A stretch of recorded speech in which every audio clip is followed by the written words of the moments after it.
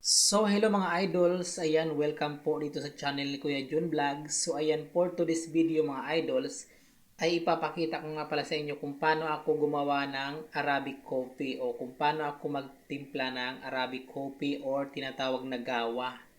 So, mga idols, ito nga pala ang mga ginagamit na sangkap sa Arabic coffee. So, ito yung hill. Ayan, ito yung hill. Ito naman yung saffron. Ayan, maliliit yan ng mga parang buhok-buhok. Ayan.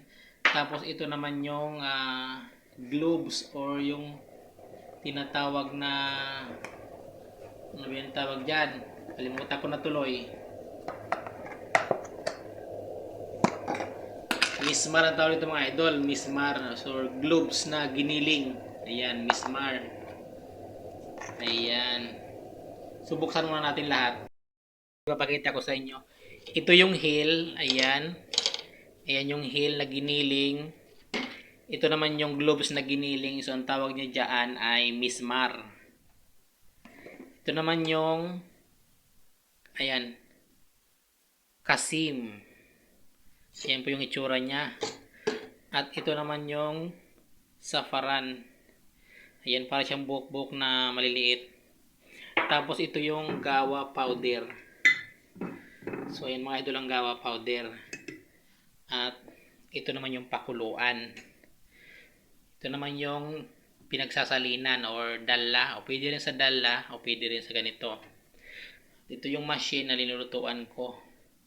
Ito din yung pinapakuluan ko ng tubig. So ngayon, gagawa ako o magtitimpla ako ng Arabic coffee. Kaya panoorin ng mga idol hanggang sa matapos. So ang gagawin natin, maglalagay tayo ng tubig na 3/4. Tubig 3/4 hanggang dito. Lalagyan ko siya ng isang ganito, tapos kalahati o isa't kalahati mga idol, sinilagay na gawa powder. Tapos ayan, isasama ang kasim na isang kutsara. Isang kutsara or isang kalahati pwede na. So, yung dalawa na ito ay magkasama yan na ipapakulo sa tubig.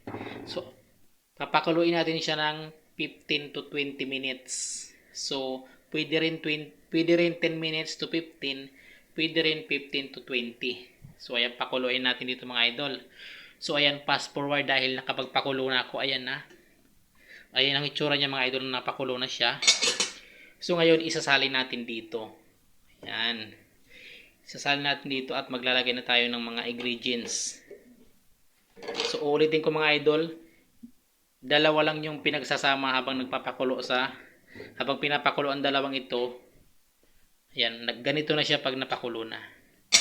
Tapos, ayan na, magsimula na tayo ilipat natin dito sa dalla or yung dalla is parang thermos. O pwede rin dito para palaging mainit. Yan sa machine. Ngayon, ilalagay ko ng mga idol yung mga ingredients. So, dalawang kutsarang ganito. So, yan mga idol, dalawang kutsara na ganito nilagay ko. Ayun na siya. Tapos, hello. So, tapos mga idol, ayan. Tapos na rin ako maglagay ng ganito. Saffron. So, ayan na po siya. Ayan, nawala yung flash kaya di makita. So, ngayon naman, lalagyan natin ng mismar na konti lang. So, ayun lang mga idol, nilalagay ko na mismar. Oh. Konti lang yan mga idols. Ayan. So, ngayon, nailagay natin yung mga sangkap. Ayan. Isa, dalawa, tatlo. Kasi kanina, tapos na yung dalawa. Ito naman tatlo. 1, 2, 3. Tapos, ayan, ilalagay natin yung ating pinakulo na gawa powder. Ayan, ilalagay natin mga idols. So, ganoon nyo lang po magluto ng gawa. So, ayan, lahat po na gumagawa nito ay paiba-iba ang proseso. So, ito naman yung proseso ko, no?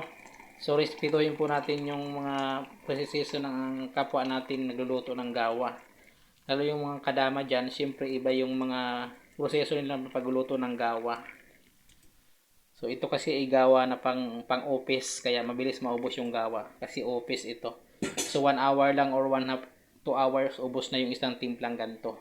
So ngayon dahil andito na lahat mga idol, ayan, sara na natin dyan at isara natin sa mahinang apoy kasi ready to serve na yan mga idol. Kapag may humingi ay pwede nang bigyan kasi luto na po yan. So yun lang mga idol, ano, thank you so much po. Sana po ay nasundan nyo or napanood nyo ng maayos or naunawaan nyo ang aking pagluto ng Arabic coffee or gawa. So ulitin ko lang po, iba-iba po ang proseso ng pagluto ng Arabic coffee. So ito naman yung ang aking pagproseso ng pagluto. So thank you so much mga idol, follow and share. Salamat.